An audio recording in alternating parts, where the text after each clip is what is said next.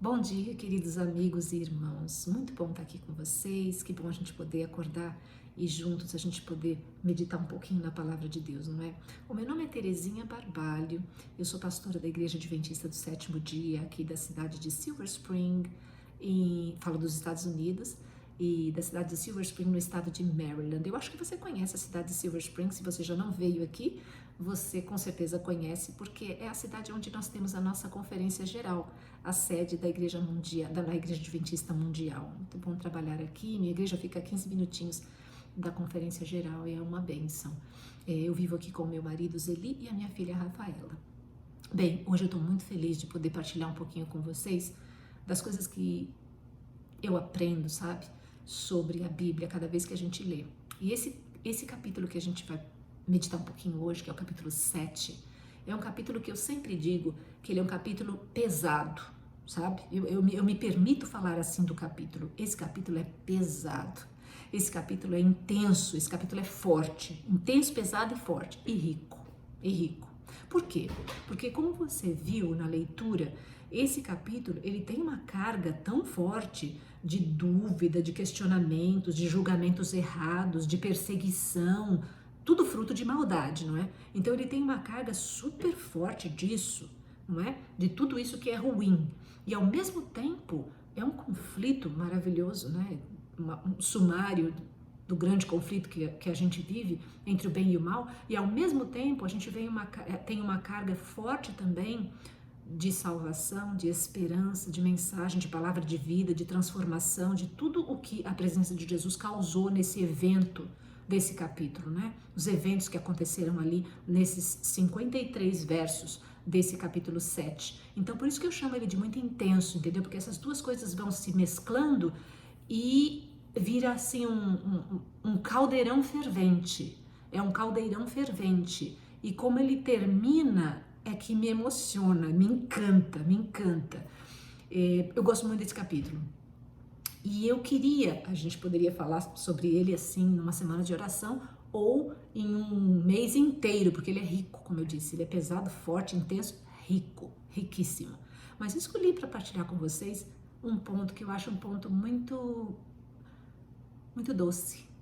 Ele traz a doçura do evangelho, ele traz a beleza, a suavidade e o aconchego do evangelho. Eu acho que a gente está precisando disso nesses dias que a gente está vivendo.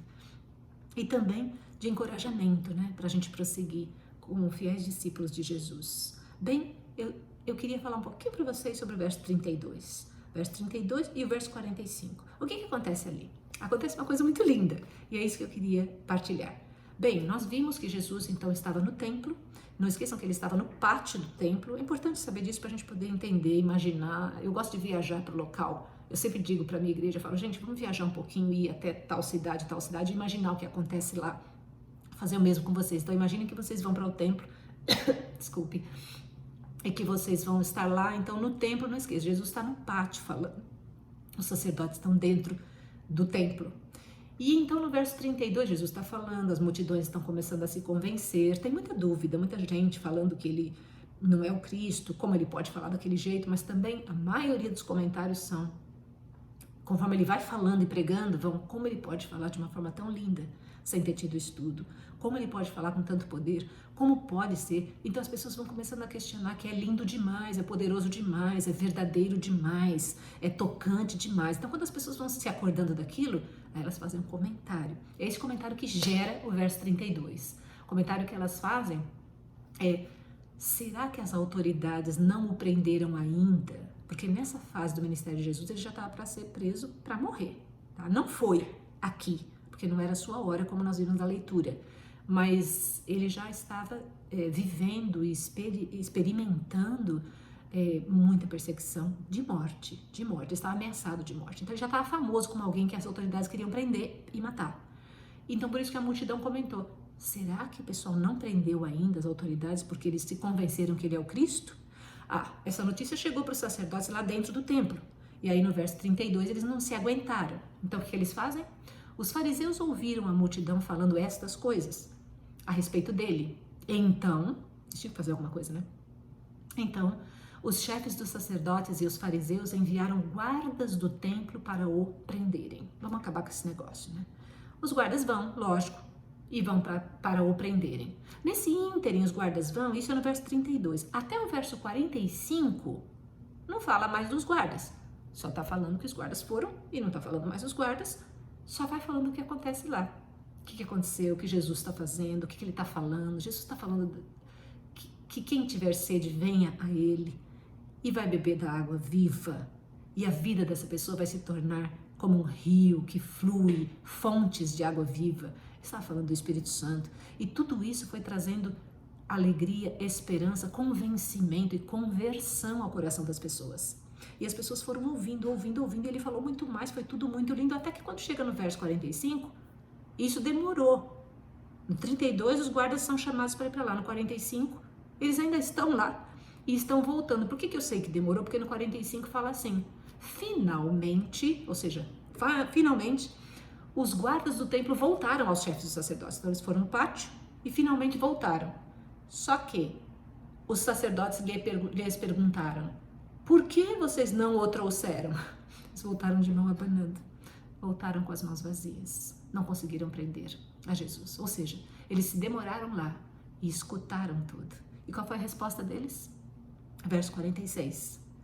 Ninguém jamais falou da maneira como esse homem fala.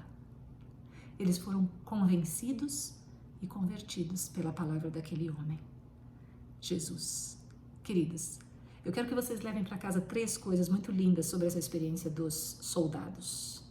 E é isso que eu acho que é doce e maravilhoso para os nossos dias. Primeiro, quando Deus fala por intermédio daquele Jesus, ou daqueles nós, a quem ele enviou, o que acontece com aqueles que ouvem? Na experiência dos soldados, a primeira coisa que aconteceu, a consequência número 1 deles ouvirem essa pessoa usada por Deus, foi que eles mudaram de atitude e de propósito, completamente. Eles foram mandados para ir para lá, eles tinham que ir para lá. Eles tinham que ir para lá para prender Jesus. Eles foram com uma ordem, um mandado. Vai e prende. Foram com propósito, um rumo, uma atitude, voltaram sem cumprir o propósito, sem tomar atitude, voltaram sem fazer nada do que iam fazer e pensando diferente do que pensavam. Então a mudança de propósito, de atitude que foi causada naqueles soldados foi por ouvir a palavra de alguém que estava sendo usado por Deus. Primeiro ponto, isso vai causar mudança de atitude naqueles que ouvem os que são chamados por Deus e que são usados por Ele. Segundo ponto, e o segundo ponto é o que acontece quando eles chegam. Eles chegam e os sacerdotes ficam furiosos, é lógico. Vocês viram que ficaram furiosos. Você fala, será que vocês também foram enganados? Verso 47, perguntaram aos fariseus, por acaso alguém de nós creu? Não! Ou seja, eles estavam muito bravos. Esse verso tanto mostra, eu vou ler agora, reler, né? Que eles estavam bravos, que olha o ponto que eles chegam. A minha versão é a Nova Versão Internacional. Olha o ponto que eles chegam. Mas essa ralé que nada entende de lei é maldita. Isso é muito forte, isso é muito pesado. Eu diria que até muito baixo. Essa ralé que nada entende de lei é maldita. E eu imagino que, isso é minha imaginação, tá? Eu imagino que eles estavam falando isso tão bravos com os soldados em pé ali, né? Tendo voltado com as mãos vazias, sem prender Jesus. Eles devem ter ficado muito bravos com eles. Eu imagino eles fazendo assim, essa ralé e mostrando para os soldados, porque eles se transformaram tão ralé quanto a multidão que estava acreditando em Jesus lá fora, no pátio. E eles enfrentaram isso, os soldados. Na verdade, eles enfrentaram não só a bronca, mas eles enfrentaram o risco que eles correram por não ter cumprido a ordem sacerdotal. Eles eram contratados para isso. Na verdade, eles voltaram de mão abanando. Sabe o que eles estavam dizendo? Me desculpe, nós não obedecemos vocês, porque nós preferimos ouvir aquele homem e não temos coragem de prendê-lo porque ele nos convenceu. Essa era a mensagem, por isso os sacerdotes ficaram tão bravos. Queridos, não esqueçam agora da segunda lição. Quando o Espírito de Deus fala por intermédio daquele Jesus ou daqueles nós, a quem ele enviou, acontece, número 1, transformação de propósito, transformação de atitude. Número 2, coragem. provoca, esse espírito e essa palavra provoca naqueles que ouvem coragem. Eles se tornaram destemidos. Esses soldados, eles tiveram mais coragem do que muitas pessoas e personagens bíblicos que eu já vi. Na verdade, ninguém fala neles, né? Nesses soldados. Soldados são famosos na experiência de Jesus, mas desses aqui, às vezes passa meio rápido, né? Esses soldados que foram para prender e não prenderam, voltaram. E correram um risco, portanto, causa coragem. Eles voltaram destemidos. Olha que coisa linda. E a última coisa que eu quero partilhar com vocês dessa experiência é o que acontece no final do capítulo. Lá no verso 53, depois de toda essa confusão desse capítulo, sabe o que acontece? Você viu. O capítulo termina assim. Vocês viram que Nicodemos interferiu, o outro falou, tudo mais, estava uma confusão. Mas o capítulo termina. Então cada um foi para sua casa. Então cada um foi para sua casa. Foi assim que terminou. Não terminou com cruz, nem com morte. E cada um foi para sua casa. E Jesus, agora eu completo, né? E Jesus pôde continuar o seu ministério até que fosse chegada a sua hora. Por quê? Porque aqueles homens transformaram uma situação. A coragem dele, a mudança de atitude, a coragem transformou o resultado. Então a última coisa que eu queria que você levasse é quando o Espírito de Deus fala por intermédio daquele Jesus ou daqueles nós, a quem ele enviou, existe mudança de propósito, e de atitude. Existe coragem, 2, e existe transformação de tudo ao nosso redor. Como foi transformada a situação lá? Era para Jesus ter sido preso, e vocês se lembram na Bíblia? Quando Jesus foi preso, foi morto.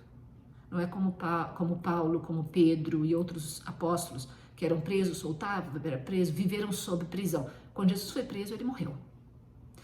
Mas a sua morte não aconteceu aqui, porque a prisão não aconteceu. E a prisão não aconteceu porque esses soldados ouviram alguém influenciado por Deus, ouviram alguém usado. Jesus falou, aquele que me enviou fala por mim.